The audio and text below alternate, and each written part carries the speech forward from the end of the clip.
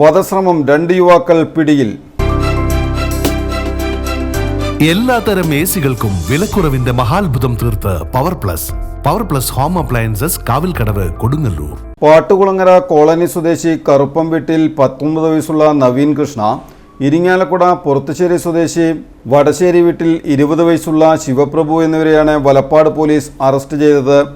വലപ്പാട് പാട്ടുകുളങ്ങര സ്വദേശി കുന്നത്ത് വീട്ടിൽ 47 വയസ്സുള്ള ശശികുമാറിനെ ആക്രമിച്ച് കൊലപ്പെടുത്താൻ ശ്രമിക്കുകയും ഇയാളുടെ സഹോദരൻ മുരളീധരന്റെ ഭാര്യ രാധ, ഷൺമുഖൻ എന്നിവരെ 14-ാം തീയതി രാത്രി 8:30-ക്ക് പാട്ടുകുളങ്ങരയിലുള്ള മുരളീധരന്റെ വീടിന്റെ മുൻവശത്തുള്ള റോഡിൽ വെച്ച് ആക്രമിച്ച് പരിക്കേൽപ്പിച്ച സംഭവത്തിലാണ് അറസ്റ്റ്.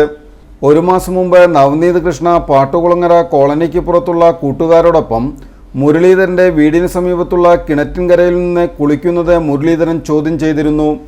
അതിന്റെ വൈരാഗ്യത്തിലാണ് പ്രതികൾ ഇവരെ ആക്രമിച്ചത്. Valappad police station inspector MK Ramesh, sub ഇൻസ്പെക്ടർമാരായ CN Nabin, Vinod Kumar, ASI Bharathanunni, CPO Praveen എന്നിവർ ചേർന്നാണ് പ്രതികളെ അറസ്റ്റ് ചെയ്തത്.